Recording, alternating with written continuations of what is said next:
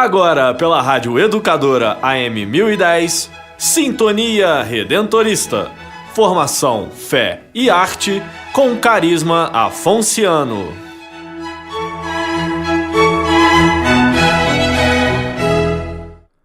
Missão é partir, caminhar, deixar tudo, sair de si, quebrar a crosta do egoísmo que nos fecha no nosso eu.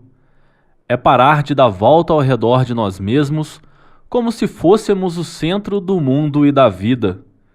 É não se deixar bloquear nos problemas do pequeno mundo a que pertencemos. A humanidade é maior. Missão é partir, mas não devorar quilômetros. É, sobretudo, abrir-se aos outros como irmãos, descobri-los e encontrá-los. E se para encontrá-los e amá-los é preciso atravessar os mares e voar lá nos céus, então missão é partir até os confins do mundo.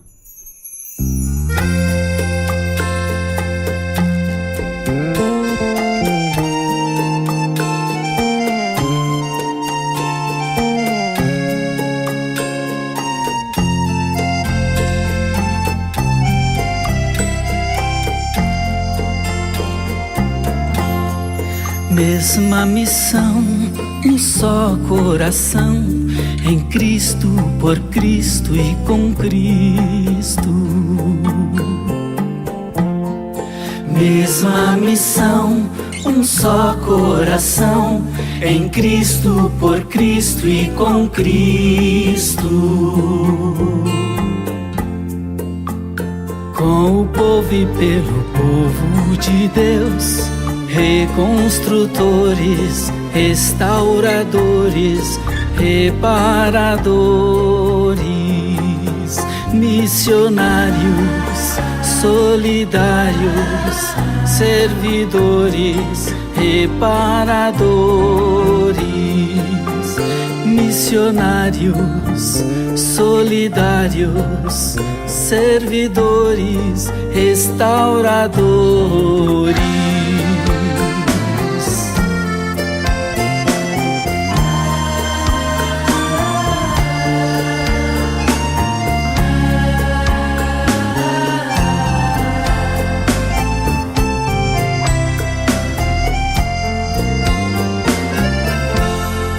Mesma missão, um só coração, em Cristo, por Cristo e com Cristo. Mesma missão, um só coração, em Cristo, por Cristo e com Cristo Jesus. Com o povo e pelo povo de Deus, restauradores, reparadores, missionários, solidários, reconstrutores da paz, servidores incansáveis, dialogando em Jesus. Servidores incansáveis, dialogando em Jesus.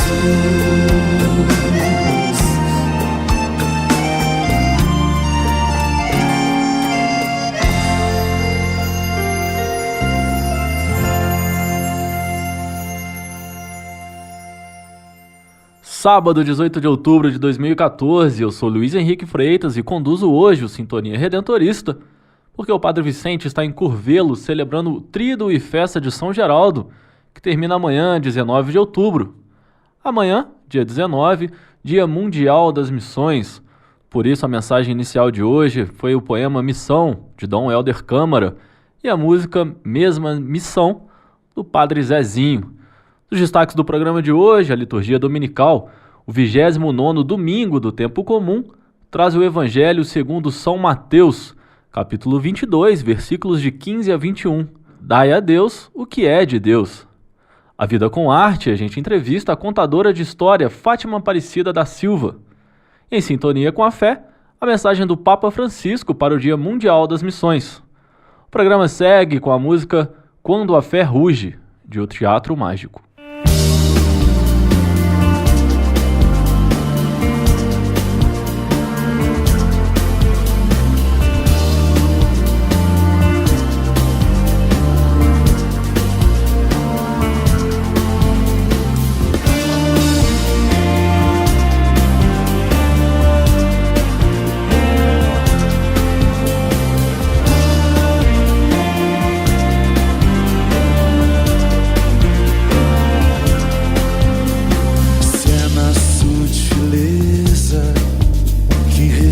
A exuberância, busco ressonância nos ideais do amor.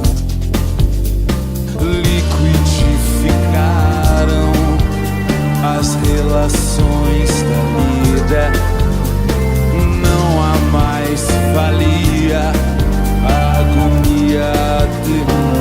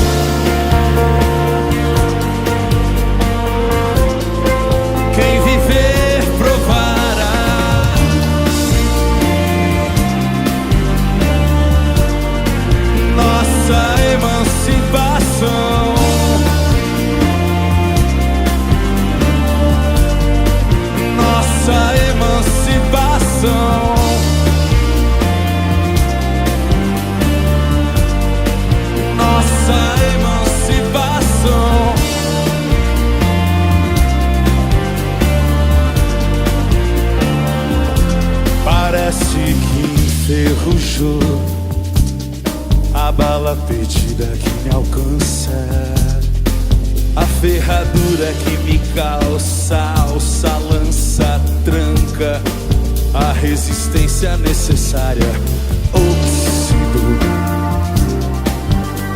A ponte, a fonte, a chance de fundir o que rachou e difundir pra gerações. A demanda do mundo é amar.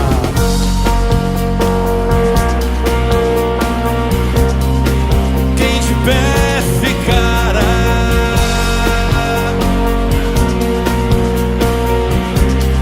Se a luta acomoda,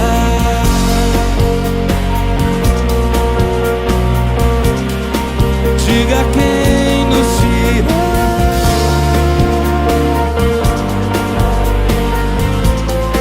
Quem viver provará.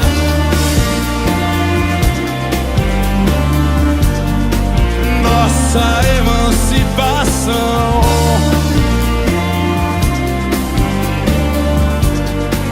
Nossa emancipação. Quando a ferrugem no meu coração dilata.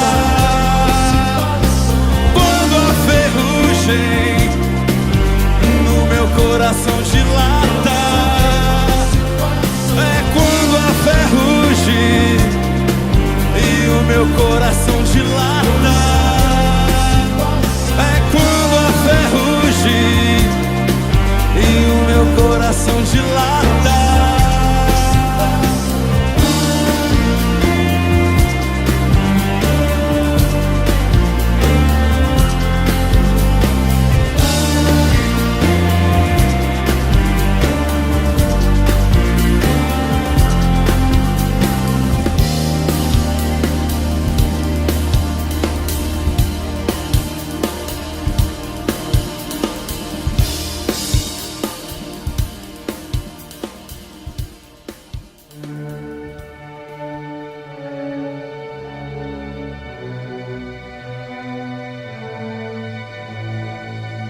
Liturgia Dominical.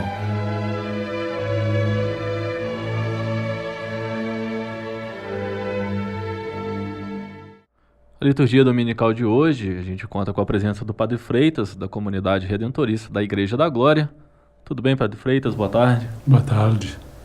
E a gente traz também o Evangelho segundo São Mateus, capítulo 22, versículos 15 a 21, para o 29º domingo do tempo comum. Naquele tempo, reuniram-se então os fariseus para deliberar entre si sobre a maneira de surpreender Jesus nas suas próprias palavras. Enviaram seus discípulos como os herodianos, que lhe disseram: Mestre, sabemos que és verdadeiro e ensinais o caminho de Deus com toda a verdade, sem te preocupares com ninguém, porque não olhas para as aparências dos homens. Dize-nos, pois, o que te parece? É permitido ou não pagar imposto a César? Jesus, percebendo a sua malícia, respondeu: Por que me tentais, hipócritas? Mostrai-me a moeda com que se paga o imposto. Apresentaram-lhe um denário. E perguntou Jesus: De quem é esta imagem e esta inscrição? De César, responderam-lhe. E disse-lhe Jesus: Dai, pois, a César o que é de César, e a Deus o que é de Deus. Padre Freitas, a reflexão para o Evangelho deste domingo. Prezados radioouvintes, a Palavra de Deus vem nos enriquecer mais uma vez durante essa semana que se inicia. É a leitura continuada do Evangelho segundo São Mateus. Pela leitura nós percebemos o crescimento entre a oposição entre Jesus e o grupo dos fariseus. Os fariseus eram predominantemente nacionalistas, mas por interesse eram também colaboradores do poder dominante, que era o poder romano. E a questão proposta, se era permitido pagar o dízimo ou não, o imposto ou não, Jesus provavelmente não entra nesta questão. Ele se posiciona em outra margem. O que ele veio propor é muito mais do que pagar o imposto, dar o dízimo. Ele veio estabelecer o reino de Deus e entrar sempre em defesa do povo oprimido, explorado. E o povo é explorado sobretudo pelo grupo dos fariseus, que usavam e abusavam dos bens do país para a exploração dos pequenos. A proposta de Jesus é muito clara e a sua resposta não precisa ser questionada, porque ele provavelmente não fala em pagar o imposto. Ele pede, manda devolver o que é do imperador, César o imperador, e devolver aquilo que pertence a Deus. Esse é o caminho proposto para o verdadeiro discípulo. Nunca se deixar prender pelo dinheiro, pelo Deus dinheiro, que é dominador e que leva muitas vezes à exploração do povo. A proposta do discípulo verdadeiro é viver intensamente esta mensagem de Jesus, uma mensagem de estabelecer e construir o reino de Deus, que se faz no dia a dia, não dependendo do poder. Não há propriamente oposição entre o político e o religioso. Não há oposição. O político bem entendido é o bem da cidade, da polis, da sociedade. E neste momento em que nós vivemos no Brasil, é importante recordar que o poder ele é um bem quando usado para a promoção do povo, para que não haja exploração, que não se procure o bem só para si, não os bens do povo, mas o bem do povo, a promoção do povo. Essa é a proposta de Jesus no Evangelho ao responder à questão dos fariseus. Devolver aquilo que pertence a Deus em primeiro lugar, depois devolver aquilo que pertence ao povo. Esta é uma pequena reflexão que eu faço a partir do Evangelho deste domingo.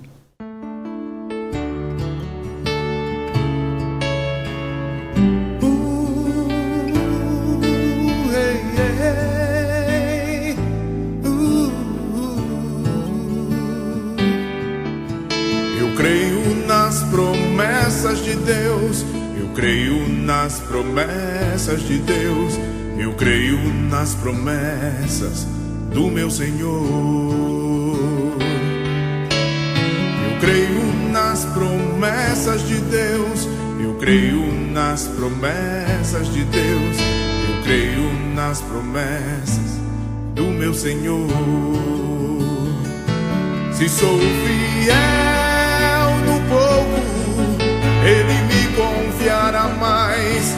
Se sou fiel no pouco, meus passos guiará. Se sou fiel no pouco, Ele me confiará mais. Se sou fiel no pouco, meus passos guiará.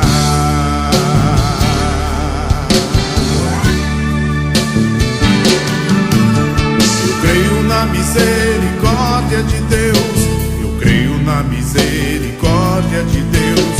Eu creio na misericórdia do meu Senhor. Eu creio na misericórdia de Deus. Eu creio na misericórdia de Deus.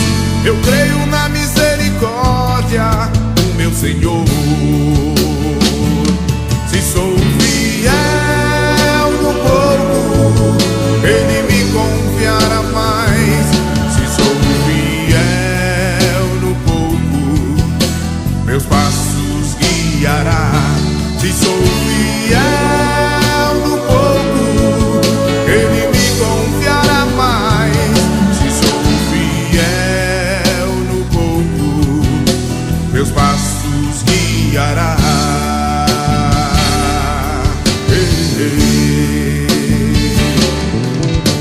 Eu creio no amor de Deus. Eu creio no amor de Deus.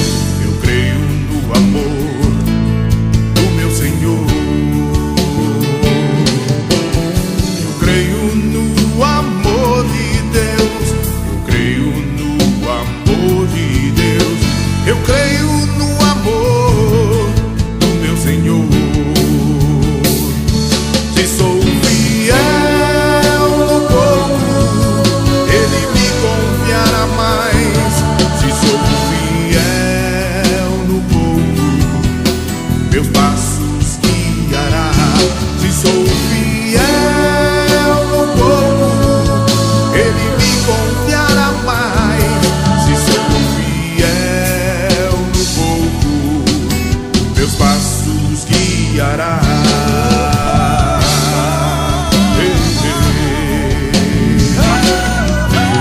Eu creio nas promessas de Deus. Eu creio nas promessas de Deus. Eu creio nas promessas do meu Senhor. Eu creio nas promessas de Deus. Eu creio nas promessas de Deus. Eu creio nas promessas do meu Senhor. Se sou fiel no pouco, Ele me confiará mais. Se sou fiel no pouco, meus passos guiará. Se sou fiel no pouco, Ele me confiará mais. Se sou fiel no pouco, meus passos guiará. Se sou fiel no pouco, Ele me confiará mais. Se sou fiel no pouco, meus passos guiará. Se sou fiel no pouco, Ele me confiará mais. Se sou fiel no pouco, meus passos guiará. Se sou fiel no pouco, Ele me confiará mais. Se sou fiel no pouco, meus passos guiará.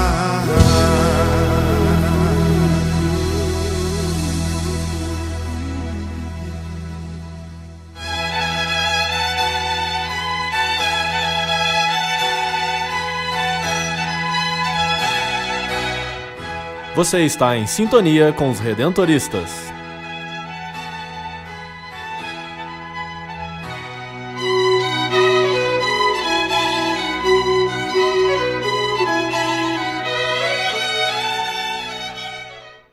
nosso programa conta com o apoio da SM Propagandas e do Estúdio Imaginária de Juiz de Fora, da Coletiva Comunicações de Coronel Fabriciano, do Clube dos Amigos da Rádio Educadora e da Província Redentorista do Rio de Janeiro.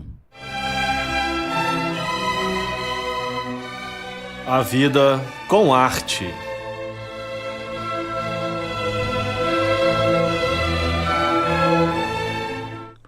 A Vida com Arte de hoje, eu tenho o prazer de conversar com a Fátima Aparecida da Silva. Ela que é contadora de história, tem seu público, crianças e adultos. Tudo bem, Fátima? Boa tarde, seja bem-vinda. Boa tarde, Luiz. Obrigada pelo convite. É um prazer estar aqui com vocês. Fátima, conta pra gente, pra mim, pros ouvintes, como que surgiu a paixão por contar histórias? Bom, desde que eu fui alfabetizada, eu tomei gosto pela leitura. As histórias que lia e ouvia, contava para meus alunos imaginários. Gostava e gosto de ouvir. Em dias de chuva, na minha infância, minha mãe nos contava histórias sobre a vida dos santos. Aquilo me fascinava muito. E durante os 15 anos que exerci o magistério, a história fez parte do meu dia a dia, na escola e em casa com meu filho. Há pouco participei de uma oficina de formação para contadores de histórias, com a professora e contadora Laura Delgado. Fui em busca de técnicas e qual não foi minha surpresa quando descobri que não há técnica, mas prazer. E eu adquiri conhecimentos além do que esperava. A arte de contar histórias, olhando nos olhos do ouvinte, é fascinante. E o reinício de contadora como voluntária tem sido uma terapia para a alma e alegria para o meu coração. Você falou do trabalho que você fez para aprender a ser contador de histórias, você falou que é preciso prazer, não técnica. Sim, não técnica. O que mais é preciso? Assim? Como que se dá esse prazer de ser uma contadora de história? Sim, você precisa se conectar com o ouvinte. Como eu disse, é o olho no olho, é você se vestir da história, é você acreditar no que você está contando, mesmo que seja um conto de fadas. Você está contando uma história, você está falando, igual você falou, um conto de fadas, às vezes. E então você está, de certa maneira, atuando. Atuando. Mas o que difere, o que é aquela diferença entre o contador de história e o ator? O ator, ele precisa se caracterizar, ele precisa decorar textos ali, didaticamente, digamos assim. O contador de histórias, não. Ele pode improvisar, ele pode usar o próprio ouvinte como participante da história. Isso é muito importante, a interação. E para você, qual que é a diferença entre contar uma história para um público infantil e para um público adulto? O público infantil, a gente leva a descobertas. E o público adulto, a reflexão. E vice-versa, não tem muita diferença, depende do conteúdo da história. De repente, uma criança consegue captar aquilo que o adulto não consegue. E quais são os tipos de eventos e ocasiões que é solicitado assim, um contador de história? Onde que você já trabalhou? Sempre, o que acontece? Sempre. A história ela faz parte do dia a dia de todos nós, porque, na verdade, todos nós somos contadores de história. Então, você está conversando com um amigo, você fala sobre o seu final de semana, você está contando uma história. Então, assim, e em casos de escolas, instituições. Então, a história faz parte do dia a dia da criança. Uhum. E o que faz ser um bom contador de história?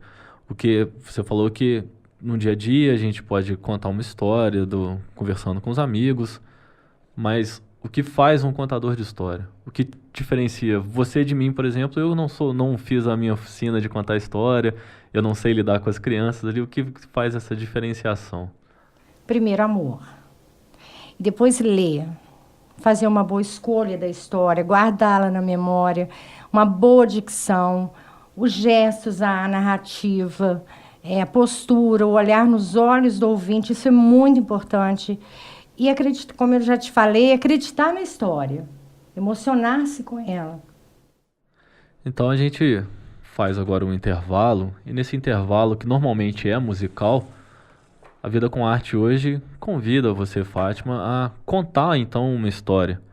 E essa história, uma história primeiramente infantil, depois, no final da nossa conversa, uma história reflexiva, voltada para o público adulto. Sim.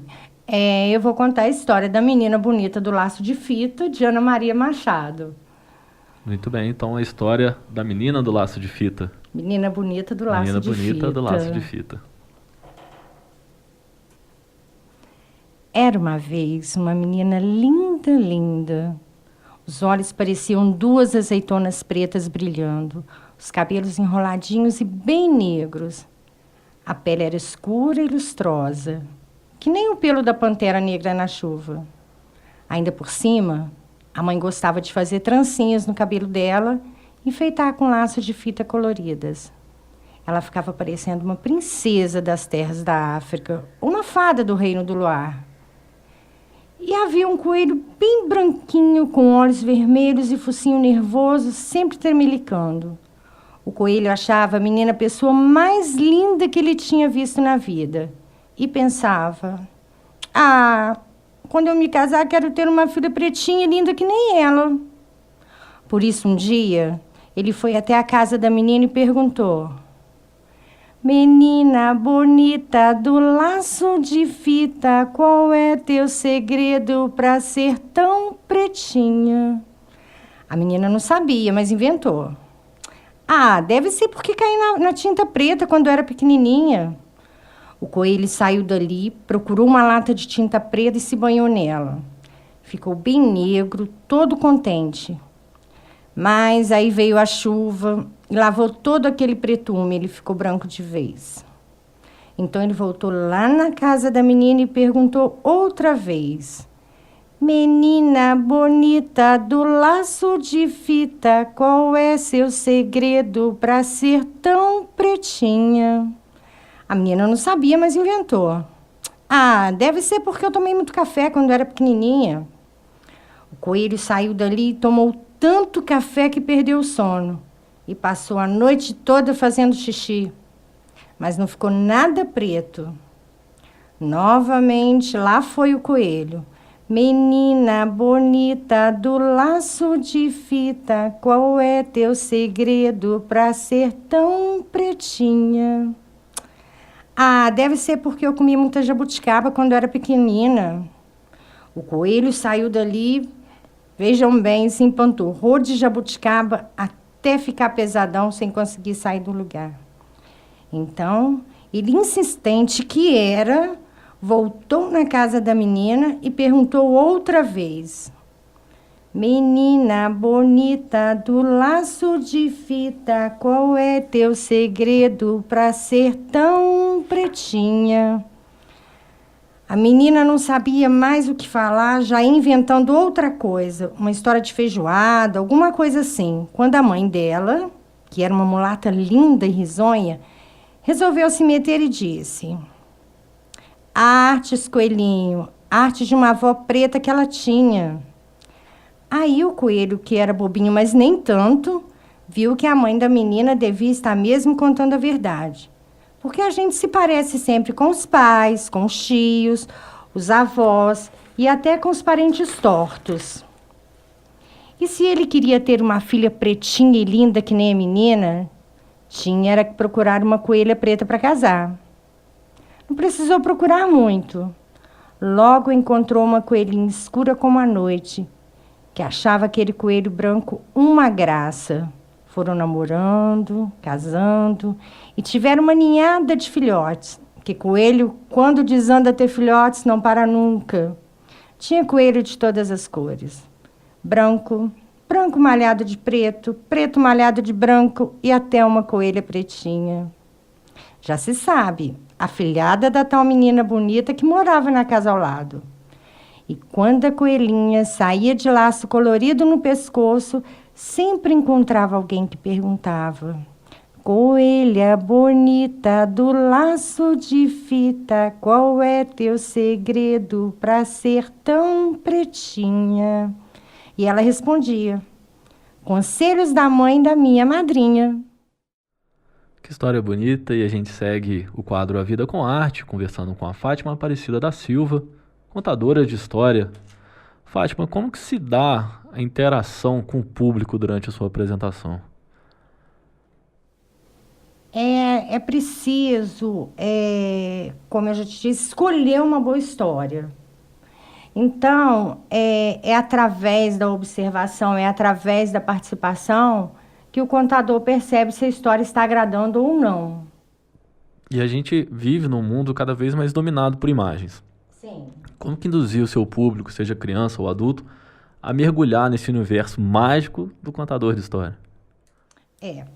Hoje a internet está prevalecendo, né? Então, a forma de tirá-los desse mundo com a contação de história é um momento do olho no olho, onde as crianças e até os adultos mergulham em seus pensamentos, usam a imaginação, emoção e a interação do grupo, aquele calor humano mesmo.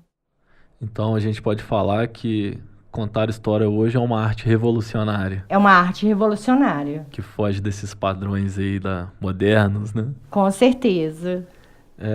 Você faz oficinas, você fez uma oficina na obra redentorista, a obra social Padre Newton Fagundes Hall, que é aqui em Juiz de Fora. Como foi o contato com as crianças de lá? São crianças mais carentes que precisam realmente de dias como esse. Como foi esse contato? Foi maravilhoso. E por já conhecer algumas crianças, porque eu moro lá, então, assim, por ser apaixonada pela obra, eu me senti em casa. Então, a receptividade foi muito grande. E hoje, andando na rua ou na igreja, tia, que dia que você vai voltar? Então, isso para mim está sendo muito gratificante. Então, quero sim voltar, conversar, ver se uma vez por mês eu vá fazer esse trabalho lá, porque foi muito gratificante mesmo. Você acha que contar história é tornar as crianças mais seguras de si? Sim. Você acha que pode interagir, fazê-las crescer?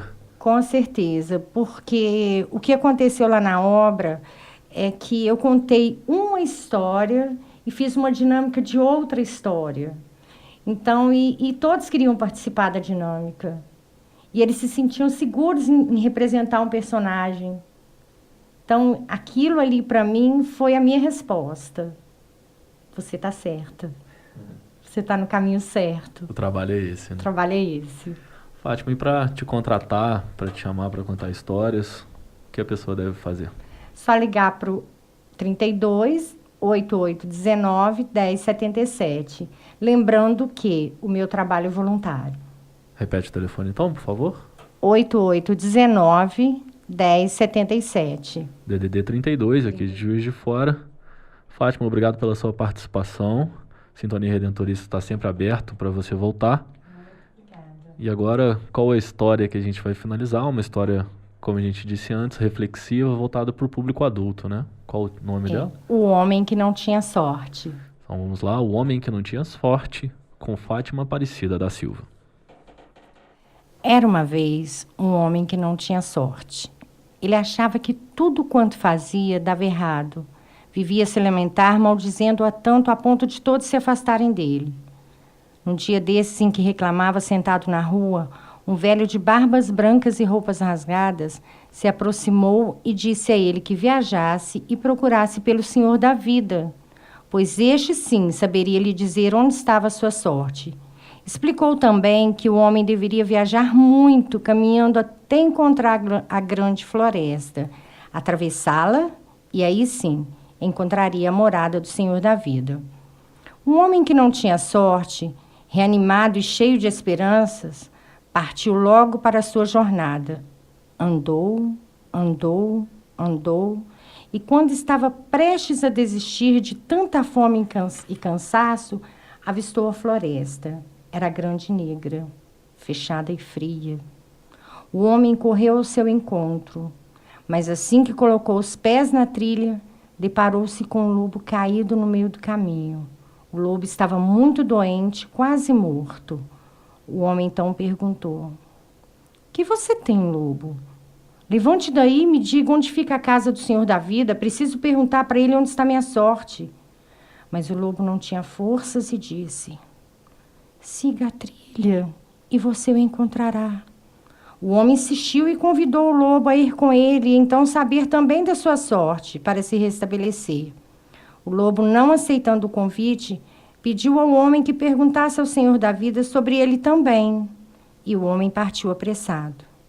Correu, correu, correu, até que chegou a um riacho de águas claras e calmas. Debruçou-se logo e, quando bebia da água, escutou um gemido profundo de dor. Olhou para o lado e viu uma árvore tombada, quase que totalmente sobre o riacho, e ele perguntou: o que há com você, árvore? Me diga onde mora o Senhor da vida? Preciso perguntar a ele onde está minha sorte.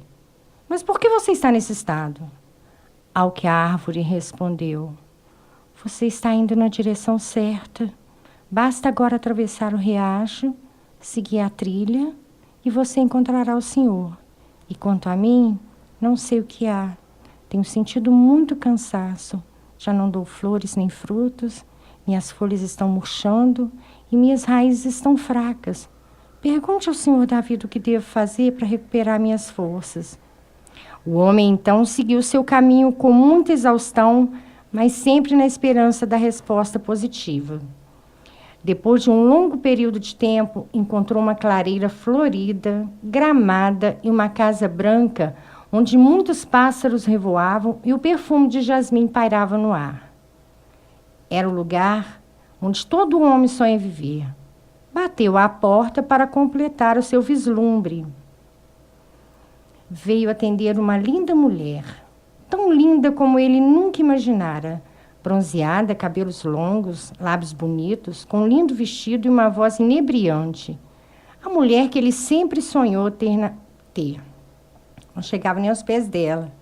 Porém, aos olhos da mulher, eram tristes e o homem não se conteve.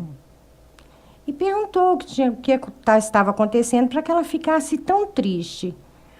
A linda mulher respondeu em soluços: não sei o que acontece comigo. Então, o homem a convidou muito animado para que ela viajasse com ele até a casa do Senhor da vida, para que ela também encontrasse uma resposta. Ao que ela respondeu: eu não posso, mas pergunte ao Senhor da vida por mim. O homem pediu que ela lhe ensinasse o caminho. Ora, é só você continuar na trilha até encontrar a grande curva e logo depois dela uma frondosa árvore onde vive o Senhor da vida. E o homem saiu correndo com vontade de ficar, mas a sua sorte o esperava. Correu, correu, correu e finalmente o encontrou.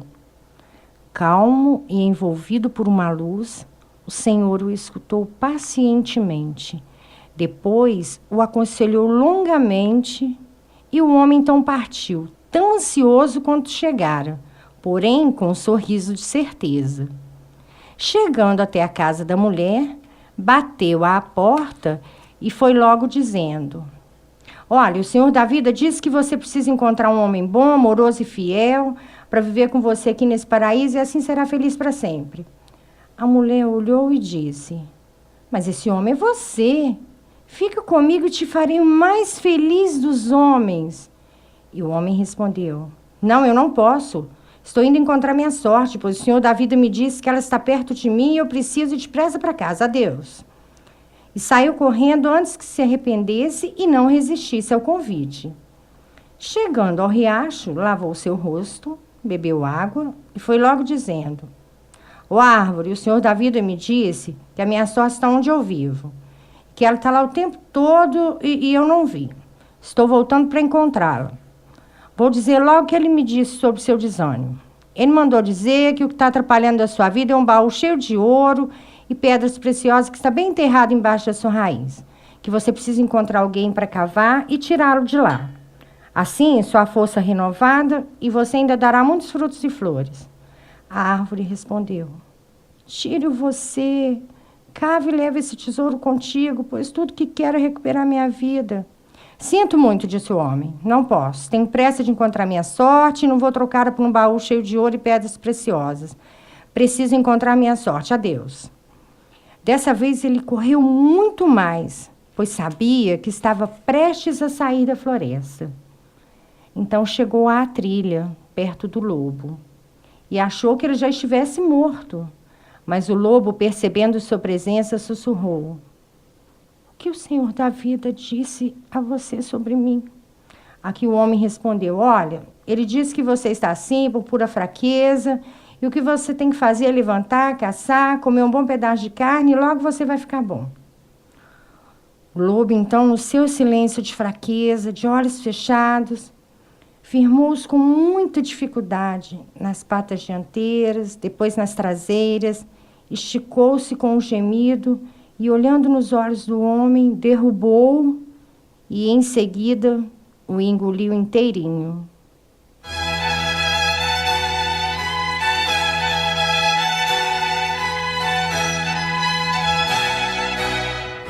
Você está em sintonia com os Redentoristas.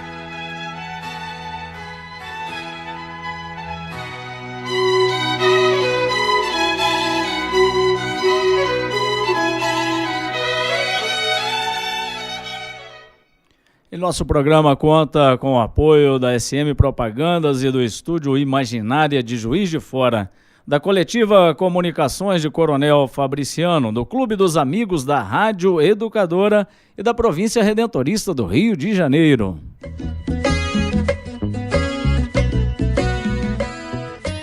Em sintonia com a fé.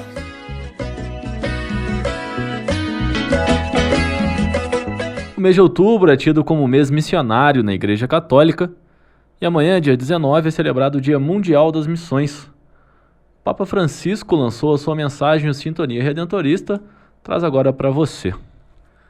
Queridos irmãos e irmãs, ainda hoje há tanta gente que não conhece Jesus Cristo. Por isso, continua a revertir-se de grande urgência da missão Ad Gentes, na qual são chamados a participar todos os membros da Igreja, pois esta é, por natureza, missionária. A Igreja nasceu em saída. O Dia Mundial das Missões é um momento privilegiado para os fiéis dos vários continentes se empenharem, com oração e gestos concretos de solidariedade, no apoio às igrejas jovens dos territórios de missão. Trata-se de uma ocorrência permeada de graça e alegria.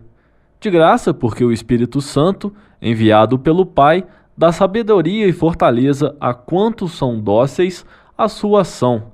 De alegria porque Jesus Cristo, Filho do Pai, enviado a evangelizar o mundo, sustenta e acompanha a nossa obra missionária. E justamente sobre a alegria de Jesus e dos discípulos missionários, quero propor um ícone bíblico que encontramos no Evangelho de Lucas, referência ao capítulo 10, versículos 21 a 23. 1. Narra o evangelista que o Senhor enviou 2 a 2 os 72 discípulos a anunciar nas cidades e aldeias que o reino de Deus estava próximo, preparando assim as pessoas para o encontro com Jesus. Cumprida esta missão de anúncio, os discípulos regressaram cheios de alegria. A alegria é um traço dominante desta primeira e inesquecível experiência missionária. O Mestre Divino disse-lhes: "Não vos alegreis, porque o Espírito vos obedecem. Alegrei-vos antes por estarem os vossos nomes escritos no céu." Neste mesmo instante, Jesus estremeceu de alegria sobre a ação do Espírito Santo e disse: "Bendigo-te, ó Pai." Voltando-se depois para os discípulos, disse-lhes em particular: "Felizes os olhos que veem o que estais a ver." As cenas apresentadas por Lucas são 3. Primeiro, Jesus falou aos discípulos, depois dirigiu-se ao Pai, para voltar de novo a falar com eles. Jesus quer tornar os discípulos participantes da sua alegria, que era diferente e superior àquela que tinha acabado de experimentar. 2. Os discípulos estavam cheios de alegrias e entusiasmados com o poder de libertar as pessoas dos demônios. Jesus, porém, recomendou-lhes que não se alegrassem tanto pelo poder recebido, como sobretudo pelo amor alcançado, ou seja, por estarem os vossos nomes escritos no céu. Com efeito, fora-lhes concedida a experiência do amor de Deus e também a possibilidade de partilhar. E essa experiência dos discípulos é motivo da jubilosa gratidão para o coração de Jesus. Lucas viu esse júbilo numa perspectiva de comunhão trinitária. Jesus estremeceu de alegria sobre a ação do Espírito Santo, dirigindo-se ao Pai e bendizendo-o. Este momento de íntimo júbilo brota do amor profundo que Jesus sente como filho por seu Pai, Senhor do céu e da terra, que escondeu estas coisas aos sábios e aos inteligentes, e as revelou aos pequeninos. Deus escondeu e revelou, mas nesta oração de louvor é sobretudo a revelação que se põe em realce. Que foi Deus revelou e escondeu?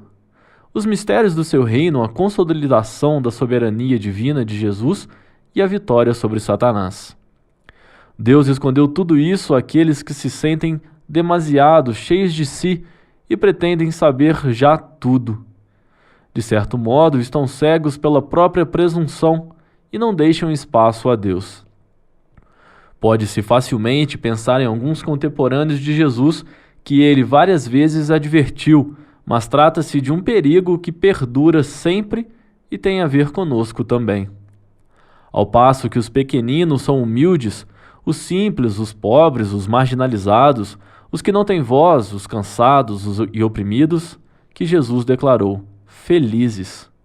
Pode-se facilmente pensar em Maria, em José, nos pescadores da Galileia e nos discípulos chamados ao longo da estrada durante a sua pregação. 3. Sim, Pai, porque assim foi do teu agrado. Esta frase de Jesus deve ser entendida como referida à sua exultação interior, querendo o teu agrado, significar o plano salvífico e benevolente do Pai para com os homens. No contexto dessa bondade divina, Jesus exultou, porque o Pai decidiu amar os homens com o mesmo amor que tem pelo Filho. Além disso, Lucas faz-nos pensar uma exultação idêntica à de Maria. A minha alma glorifica o Senhor e o meu espírito se alegra em Deus, meu Salvador. Estamos perante a boa notícia que conduz à salvação, levando no seu ventre Jesus, o evangelizador por excelência. Maria encontrou Isabel e exultou de alegria no Espírito Santo, cantando o Magnífica. Jesus, ao ver o bom êxito da missão dos seus discípulos e, consequentemente, a sua alegria, exultou no Espírito Santo e dirigiu-se a seu Pai em oração. Em ambos os casos, trata-se de uma alegria pela salvação em ato, porque o amor com que o Pai ama o Filho chega até nós e, por obra do Espírito Santo, envolve-nos e faz-nos entrar na vida trinitária. O Pai é a fonte de alegria, o Filho é a sua manifestação e o Espírito Santo o animador. E imediatamente depois de ter louvado o Pai, como diz o evangelista Mateus, Jesus convida-nos: vinde a mim, todos os que estáis cansados e oprimidos, que eu hei de aliviar-vos. Tomai sobre vós o meu jugo e aprendei de mim, porque sou manso e humilde de coração, e encontrareis descansos para o vosso espírito. Pois o meu jugo é suave e o meu fardo é leve. A alegria do Evangelho enche o coração e a vida inteira daqueles que se encontram com Jesus. Quantos se deixam salvar por Ele são libertados do pecado, da tristeza, do vazio interior, do isolamento. Com Jesus Cristo, renasce sem cessar a alegria. De tal encontro com Jesus, a Virgem Maria teve uma experiência totalmente singular e tornou-se causa nostra. Os discípulos, por sua vez, receberam a chamada para estar com Jesus e serem enviados por ele a evangelizar. E feito isso, sentem-se repletos de alegria. Por que não entrarmos também, nós, nessa torrente de alegria? 4. O grande risco do mundo atual, com a sua múltipla e avassaladora oferta de consumo, é uma tristeza individualista, que brota do coração comodista e mesquinho da busca desordenada de prazeres superficiais da consciência isolada. Por isso, a humanidade tem grande necessidade de desestendar-se na salvação trazida por Cristo. Os discípulos são aqueles que se deixam conquistar mais e mais pelo amor de Jesus e marcar pelo fogo da paixão pelo reino de Deus, para serem portadores da alegria do Evangelho. Todos os discípulos do Senhor são chamados a alimentar a alegria da evangelização. Os bispos, como primeiros responsáveis do anúncio, têm o dever de incentivar a unidade da igreja local à volta do compromisso missionário, tendo em conta que a alegria de comunicar Jesus Cristo se exprime tanto na preocupação de o anunciar nos lugares mais remotos, como na saída constante para as periferias de seu próprio território, onde há mais gente pobre à espera. Em muitas regiões escasseiam as vocações ao sacerdócio e à vida consagrada. Com frequência, isso fica-se a dever à falta de um fervor apostólico contagioso nas comunidades, o que faz com que as mesmas sejam pobres de entusiasmo e não suscitem fascínio. A alegria do Evangelho brota do encontro com Cristo e da partilha com os pobres. Por isso, encorajo as comunidades paroquiais, as associações e os grupos a viverem uma intensa vida fraterna, fundada no amor a Jesus e atenta às necessidades dos mais carecidos. Onde há alegria, fervor, ânsia de levar Cristo aos outros, surgem vocações genuínas, nomeadamente as vocações laicas à missão. Na realidade, aumentou a consciência da identidade e a missão dos fiéis leigos na Igreja, bem como a noção de que eles são chamados a assumir um papel cada vez mais relevante na difusão do Evangelho. Por isso, é importante uma adequada formação deles, tendo em vista uma ação apostólica eficaz. 5. Deus ama quem dá com alegria. O Dia Mundial das Missões é também um momento propício para reavivar o desejo e o dever moral de participar jubilosamente na missão ad gentes. A contribuição monetária pessoal é um sinal de uma oblação de si mesmo, primeiramente ao Senhor e depois aos irmãos, para que a própria oferta material se torne instrumento de evangelização de uma humanidade edificada no amor. Queridos irmãos e irmãs, neste Dia Mundial das Missões, dirijo o meu pensamento a todas as igrejas locais. Não nos deixemos roubar a alegria da evangelização. Convido-vos a mergulhar na alegria do Evangelho e a alimentar um amor capaz de iluminar a vossa vocação à missão.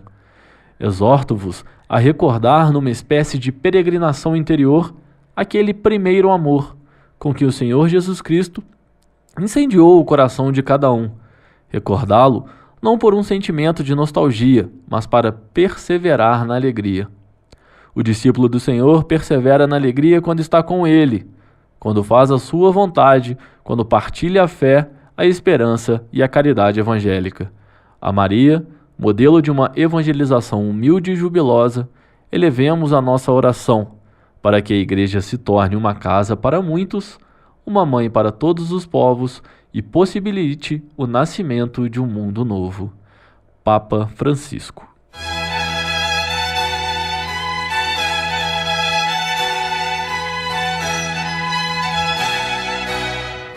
Você está em sintonia com os Redentoristas.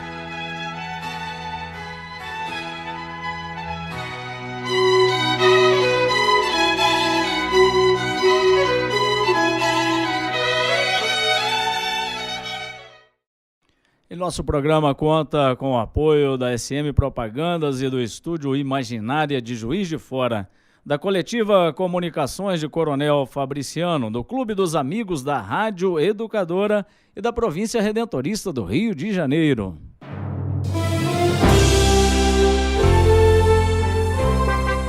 Oração vocacional.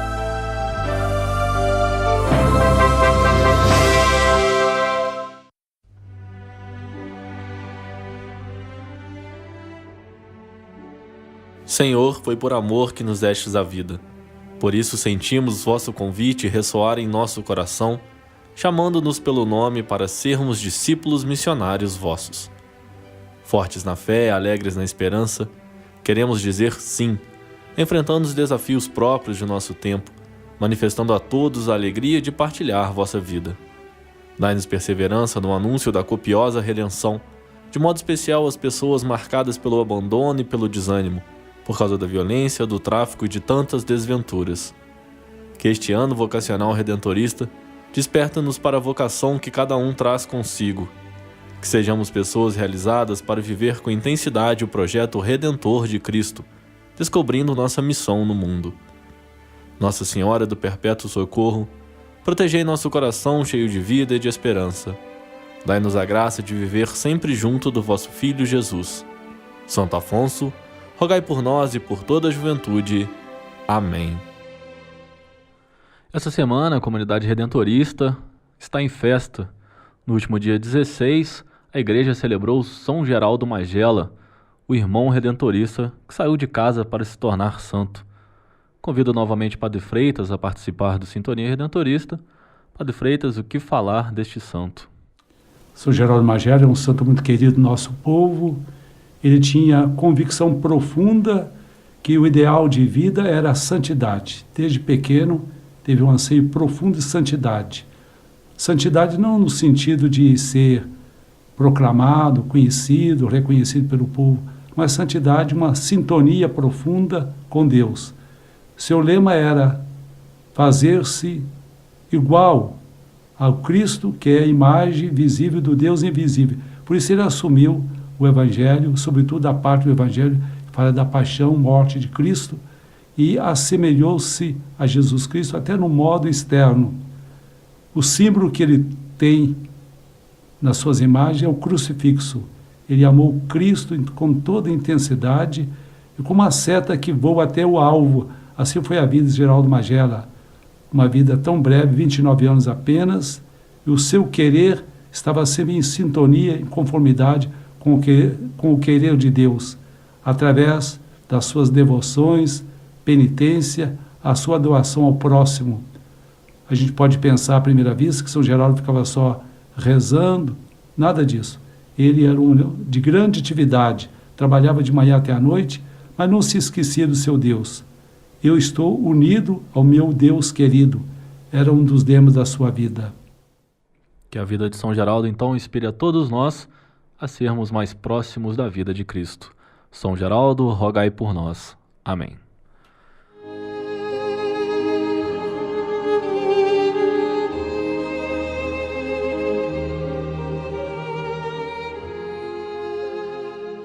Momento mariano.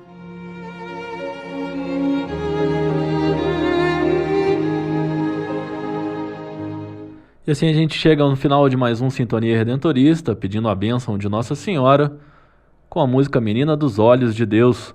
Forte abraço a você e até sábado que vem, se Deus quiser.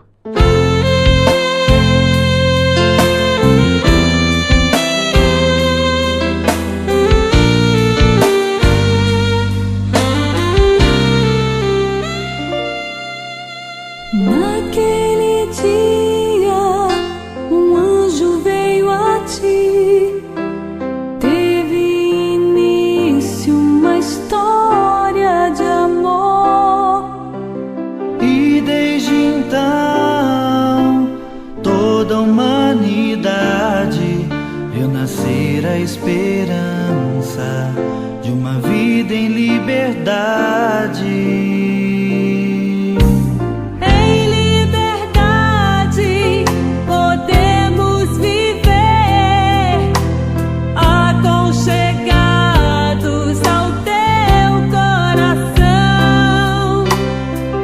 Consagrados vamos permanecer, pois no teu coração o mal não irá prevalecer. Agradecemos, Mãe, pela tua intercessão, derramando tuas graças sobre nós. E te pedimos, Mãe, permanece em nosso meio. Imaculada, Rainha da Paz, roga por nós, que recorremos a vós.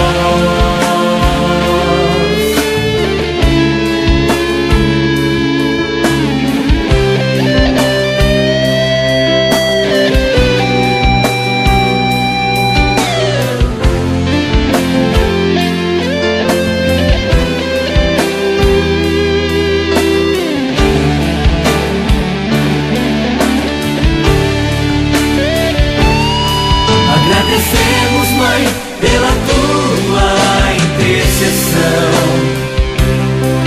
derramando tuas graças sobre nós. E te pedimos, Mãe, permanece em nosso meio. Imaculada, Rainha da Paz, roga por nós que recorremos a vós. Agradecemos, Mãe, pela tua proteção. Leva a Deus os corações dos filhos teus que te pedem em oração. Menina dos olhos de Deus, pede por nós que recorremos a vós. Menina dos olhos de Deus, pede por nós que recorremos a vós.